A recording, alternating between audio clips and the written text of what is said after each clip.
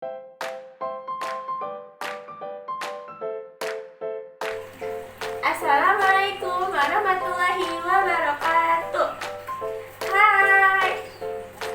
Sebelumnya perkenalkan dulu ya, nama aku Delia Kamila Andiani dari kelas 12 BDP 1. Hari ini aku ingin mempresentasikan atau ingin menjelaskan tentang sebelum kita masuk ke apa aja sih alat komunikasi transaksi, kita harus tahu dulu apa sih komunikasi. Jadi komunikasi berasal dari bahasa Latin, yaitu communicate, yang artinya memberitahukan. Kemudian berkembang dalam bahasa Inggris yang artinya communication, yaitu proses pertukaran informasi, suatu objek, ide, gagasan, dan juga lain-lain. Nah, di Indonesia disebut juga dengan komunikasi. Itu sama aja ya dengan communication. Oke, next. Nah, apa aja sih alat-alat komunikasi dalam transaksi? Karena banyak banget, jadi aku cuma ngambil satu aja, yaitu telepon. Oke, ditinjau dari peletakannya, telepon digunakan di berbagai macam perusahaan-perusahaan dan juga organisasi lainnya. Yang pertama, ada telepon meja atau table phone. Nah, telepon ini berada di atas meja, jadi letaknya itu di atas meja ya. Lalu yang kedua, ada telepon dinding. Nah, itu tuh dinding. Nah, telepon dinding disebut juga wall phone, telepon yang berada di dinding. Yang ketiga, ada yang namanya telepon kereta, telepon pesawat, telepon kapal, dan juga telepon lainnya. Nah, tadi itu berdasarkan letaknya ya. Oke, sekarang berdasarkan dilihat dari kemampuan peralatannya. Ada apa aja sih? Yang pertama, ada satu jalur telepon atau single line telepon. Ini tuh kayak telepon rumah aja gitu. Jadi cuma rumah ke rumah aja gitu. Lalu yang kedua, ada telepon dengan banyak tools.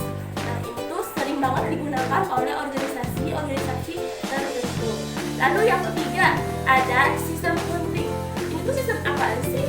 Nah, sistem penting ini, jadi nomor teleponnya ini digunakan dengan cara serentak atau dengan cara bersamaan dalam saluran yang berbeda. Lalu yang keempat, ada telepon dengan pengeras suara. Maksudnya kayak gimana tuh pengeras suara? Jadi pengeras suara itu teleponnya itu tidak perlu dipegang pada saat berbicara. Jadi udah keras suaranya. Jadi nggak usah perlu dipegang pada saat kita berbicara. Oke, next. Telepon dari jarak jangkauannya. Yang pertama, ada hubungan lokal. Nah, maksud itu apa tuh hubungan lokal? Jadi hubungan lokal ini hubungan setempat. Jadi dia tuh mencakup hanya daerah-daerah tertentu aja, ruang lingkup tertentu aja. Kayak misalnya Bogor ke Bogor aja gitu, Bandung ke Bandung aja gitu. Lalu yang kedua, ada hubungan interlokal. Nah, ini tuh dua orang yang saling berjauhan, yang cukup berjauhan ya. Misalnya kayak satu provinsi atau satu kota, tetapi masih dalam satu negara, yaitu negara Indonesia. Lalu yang ketiga, ada hubungan internasional. Berarti udah mencakup negara dong. Iya, karena ini tuh hubungan teleponnya dua orang yang saling berjauhan dan melewati batas negara. Makanya disebut internasional, karena dia tuh udah beda negara, udah pisah gitu. Jadi disebutnya hubungan internasional. Oke, next.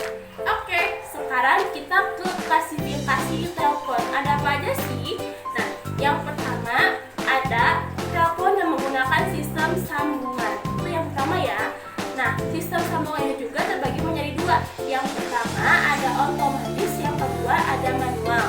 Lalu yang kedua, telepon yang menggunakan sistem dialing. Nah, sistem dialing juga terbagi menjadi dua lagi. Yang pertama ada memutar, yang kedua ada menekan. Lalu yang ketiga ada telepon dengan menggunakan mekanisme sistem. Nah, terbagi menjadi dua lagi loh. Yang pertama digital, yang kedua non digital. Lalu yang keempat, telepon yang menggunakan fasilitas sambungan. Maksudnya itu gimana fasilitas sambungan?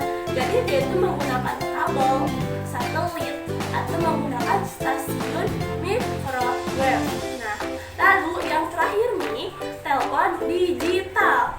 Nah, yang kelima, telepon digital.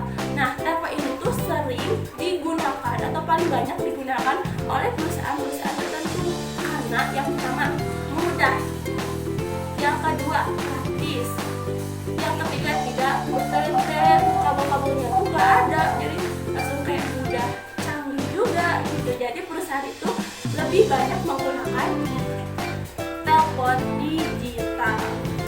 Oke, sekarang kita ke tata krama dalam bertelepon. Nah, kalau misalnya kita mau nelpon seseorang, pasti kan harus ada tata caranya kan, tata kramanya yang baik dan yang benar.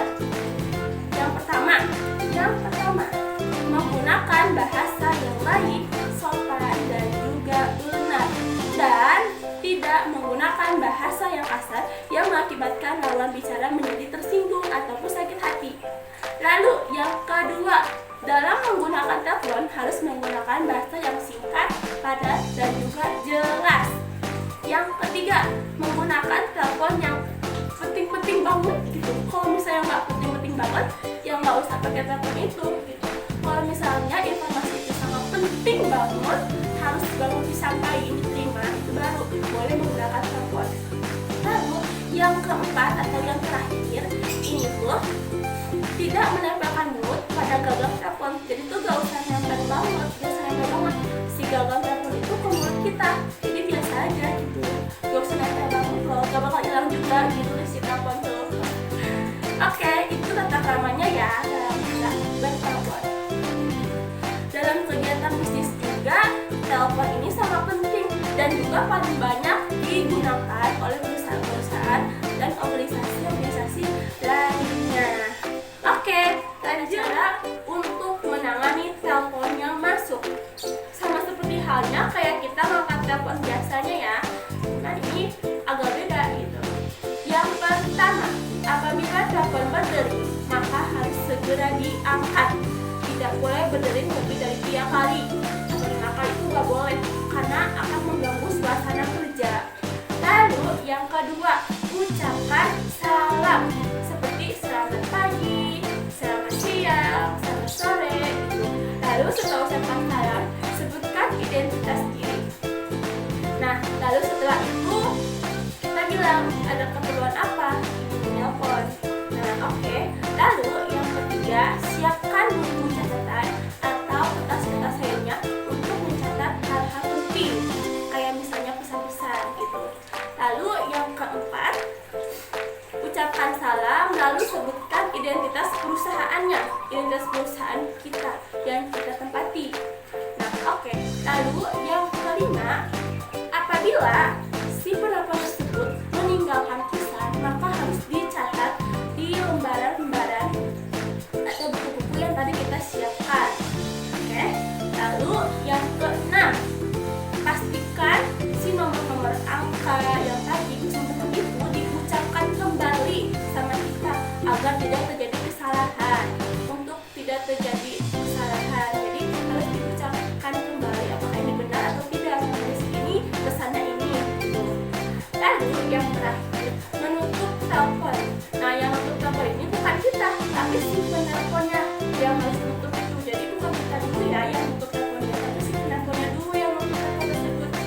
Setelah itu, jangan lupa